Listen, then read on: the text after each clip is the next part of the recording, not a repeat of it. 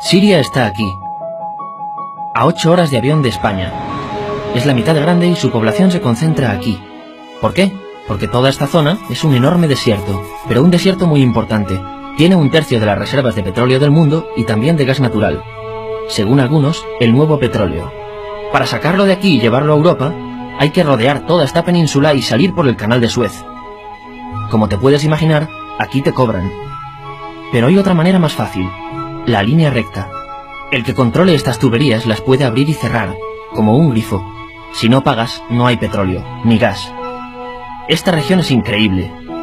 La civilización en el planeta empieza en 3 sitios y este es uno de ellos. Mesopotamia, aquí. Sumer, que te sonará menos, pero es donde empieza todo, aquí también.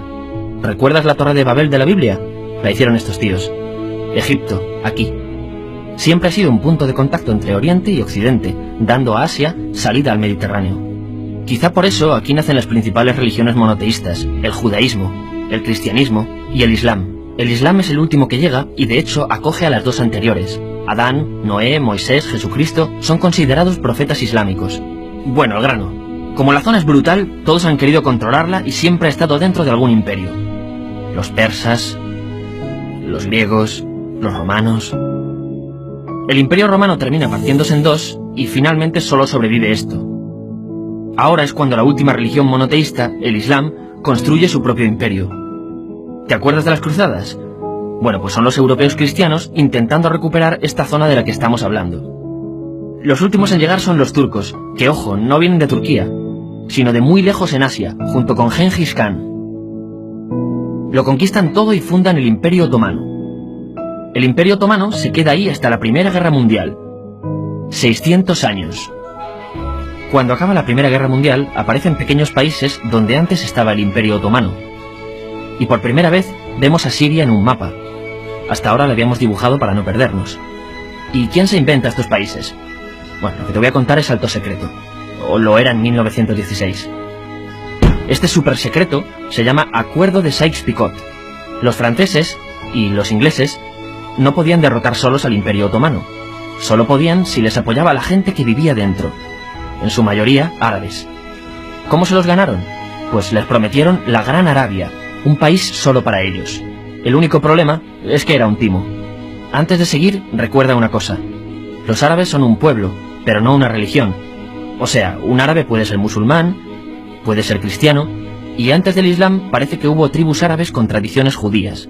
Bueno, pues a los árabes no les dieron ese único país que les habían prometido. En su lugar, franceses y británicos crearon muchos países pequeños. Estos países, obviamente, no eran países de verdad, sino zonas bajo su control, con gobernantes puestos por ellos. Durante este tiempo hacen lo que quieren con la zona. Recuerde que hay petróleo. Siria, aunque no tiene grandes reservas, tiene fácil salida al mar. Y Francia, que es la que se ha quedado con Siria, se lo da a compañías extranjeras. Después de la Segunda Guerra Mundial, los europeos se van. En el caso de Siria, son echados a patadas. Pero antes de irse, crean otro estado, Israel. No es el momento de hablar de ello, pero es un estado muy polémico que sus vecinos no reconocen. La prueba es que nada más irse los británicos, todos estos estados lo atacan. La zona, a partir de ahora, va a ser una bomba de relojería. Y mientras, ¿qué pasa en Siria? Bueno, pues no es muy estable. Tiene golpes de estado constantes. En esa época, aparece en Siria una ideología que se hace con el control y se expande por el mundo árabe, el Ba'ath. Esta ideología mezcla el antiguo sueño de una sola nación árabe con ideas socialistas. Y algo muy importante, es laica, o sea que no es religiosa. Siria se llega a unir con Egipto, un país con el que no tiene frontera. Pero no es algo raro, muchos de estos países intentan hacerlo también. Como recordarás, a esta gente se le había prometido un solo país y las ganas las seguían teniendo. Pero la unión falla. En este tiempo, Egipto les convence para nacionalizar el petróleo. En Siria, Al-Assad, el padre del Assad de ahora, se convierte en jefe del estado Ba'ath. En Irak, también Ba'ath, comienza a ganar fuerza Saddam Hussein. Las diferencias entre ambos países dividen a los partidos Ba'ath de otros países en pro-Siria o pro-Irak. Ahora ocurre la Guerra Fría.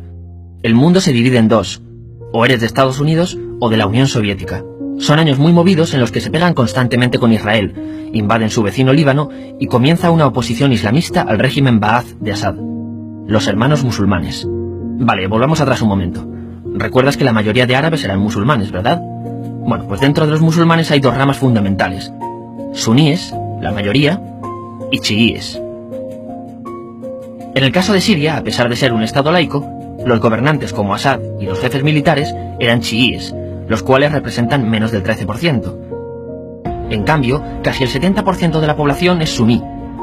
Un dato curioso es que los cristianos son casi el 10%. Que los chiíes controlen el gobierno y ejército mosquea a la población suní, y ese sentimiento es aprovechado por los hermanos musulmanes, islamistas radicales suníes. Estos toman las armas en la ciudad de Hama, en contra del gobierno, y Assad acaba con la revuelta a costa de matar miles de civiles y encarcelar a mucha gente. En el año 2000, Assad padre muere, y le sucede Assad hijo. Ante las presiones, libera a muchos presos, trae internet y esperanzas de cambio. Hay un periodo de gran debate político y aparece la oposición. También vuelven los hermanos musulmanes. Los siguientes años son difíciles. Arrestan a la oposición.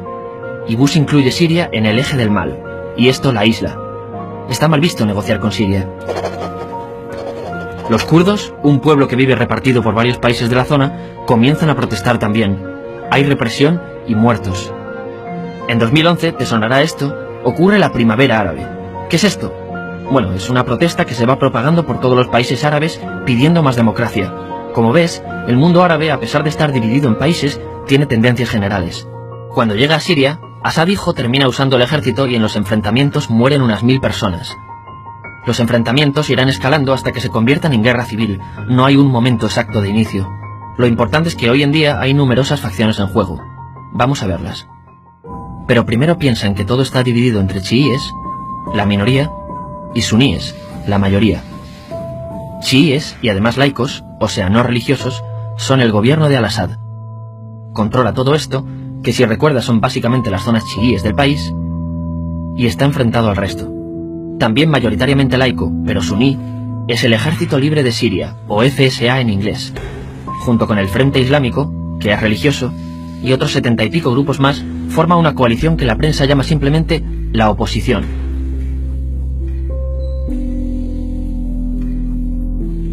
También suníes e islamistas, pero radicales, son Al-Nusra, llamados Al-Qaeda en Siria porque son básicamente eso, Al-Qaeda en Siria.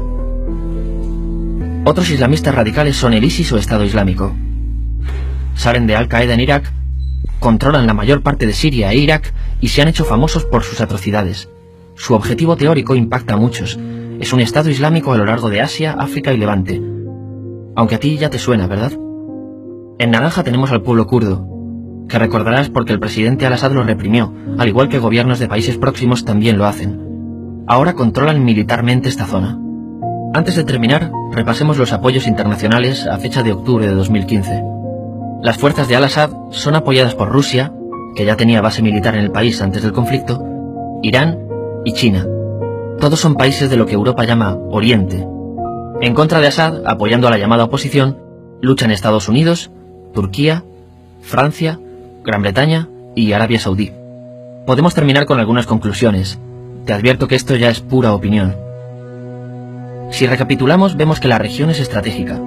Por su situación privilegiada, todos la quieren. Siria siempre ha estado bajo el paraguas de grandes imperios. Piensa que hace 100 años la actual Francia era Francia. Gran Bretaña era Gran Bretaña. Pero es que hace 200 también, y hace 300 también, y hace 400 también. En cambio, Siria solo es Siria desde hace menos de 100 años, y solo se gobierna a sí misma desde hace poco más de 50. Además, jamás decidieron sus fronteras, se las impusieron. Europa dividió Oriente Medio a su antojo para controlarlo, diseñando países sin tener en cuenta su población. Muchos historiadores dicen que todo pueblo tiene la necesidad de manejar su propio destino, pero estos ingredientes que hemos visto juegan en contra de proyectos como la Siria Ba'ath, que encima usa la represión para mantenerse. En última instancia, lo que producen es una guerra civil.